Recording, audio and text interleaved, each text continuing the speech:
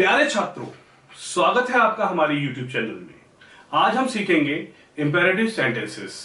Imperative sentences को हिंदी में कहते हैं आदेशात्मक वाक्य। तो चलिए समझते हैं कि ये इंपेरेटिव सेंटेंसेस होते क्या हैं। इंपेरेटिव सेंटेंसेस को समझने के लिए हम तीन बात याद रखेंगे। पहला, इसका टेंस कौन सा होता है। अगर हमारे को टेंस पता रहेगा तो हमारे को इसे समझने में बहुत आसानी होगी। तो आपको ध्यान रखना है कि जो इसका टेंस होता है वो प्रेजेंट इंडेफिनिट टेंस होता है। ठीक है। दूसरी बात आपको समझनी है कि ऐसे वाक्य प्रेजेंट इंडेफिनिट के जिसमें सब्जेक्ट को छिपा दिया जाता है इंपेरेटिव सेंटेंस कहलाता है। तो आपको बताया कि सब्जेक्ट छिपा होगा, यानी सब्जेक्ट छिपा होने का मतलब है कि सब्जेक्ट अंडरस्टूड होता है कि कौन सा सब्जेक्ट है। ये सुनने वाले को भी पता होता है और बोलने वाले को भी पता होता है कि सब्जेक्ट क्या है इसके अंदर, इसीलिए वहां पर सब्जेक्ट को बोलने की आवश्यकता नहीं रह जाती है। और तीसरी बात याद रखनी है हमारे को, जो सब्जेक्ट हम इसमें छुपाते हैं यानी कि ओमिट करते हैं, वो सामान्यतः आप, तुम या तू यानी कि यू होता है। और ऐसे ही वाक्य को हम इंपेरेटिव सेंटेंसेस कहते हैं। उदाहरण के तौर पर अगर मैं कहता हूं आप यहां आओ, तो यहां पर आप शब्द को बोलने की आवश्यकता नहीं है। अगर मैं बोलता हूं कि यहां आओ तो हमारे को पता है कि यहां पर आप शब्द छिपा हुआ है। अब हम समझते हैं यह किन चीजों को दर्शाता है। यह मुख्यतः तीन चीजों को दर्शाता है। पहली, रिक्वेस्ट यानी कि प्रार्थना। दूसरा, ऑर्डर यानी कि आज्ञा।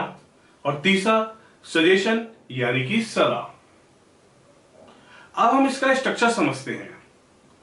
एक सेंटेंस का उदाहरण लेते हैं, मेरी मदद करो। तो मैंने आपको बताया था कि इसमें यू छिपा होता है। तो इसका अगर हम पूरा वाक्य बनाते हैं, आप मेरी मदद करो, और हम इसको इंग्लिश में ट्रांसलेट करते हैं पूरे सेंटेंस को, तो सेंटेंस बनेगा यू हेल्प मी। अब मैंने आपको बताया था कि इसमें यू अंडरस्टूड होता है, तो हम आपको हटा देते हैं, तो सेंटेंस क्या बचा, मेरी मदद करो। और हम यू हेल्प मी में से हम यू को हटा देते हैं, तो क्या बचा, हेल्प मी। तो यह वाक्य इसी प्रकार से बोला जाता है, मेरी मदद करो यानी कि हेल्प मी।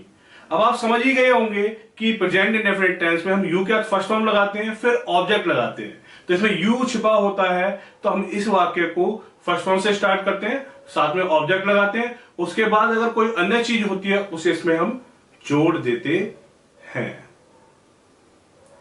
उदाहरण के तौर पर मैं कहता हूं यहां आओ, तो हम यहां क्या करेंगे, सबसे पहले वर्ब भी ले लेंगे, आना, कम, यानी हियर। तो जो सेंटेंस बना हमारा इस प्रकार बना, कम हियर। खाना खा लो, टेक फूड।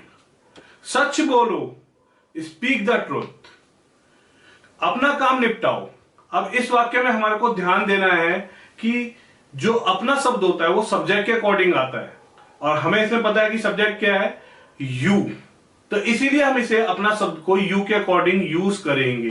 अपना काम निपटाओ यानी फिनिश योर वर्क। तो एक बात आपको ध्यान रखनी है, यहां पे आपको समझ में भी आ गया होगा कि हम बहुत सारे सेंटेंस बनाते हैं तो वहां पर योर क्यों लगता है। वो इसीलिए लगता है कि इसके अंदर हमारा सब्जेक्ट यू छिपा होता है। मुझे जवाब दो, आंसर मी। हमें माफ कर दो, फॉरगिव अस। मेरे गले लग जाओ, गिव मी अ हग। उम्मीद करता हूं आपको यह कॉन्सेप्ट अच्छे से समझ में आया होगा, और ऐसी और वीडियोस के लिए हमारे चैनल के साथ बने रहिए। धन्यवाद।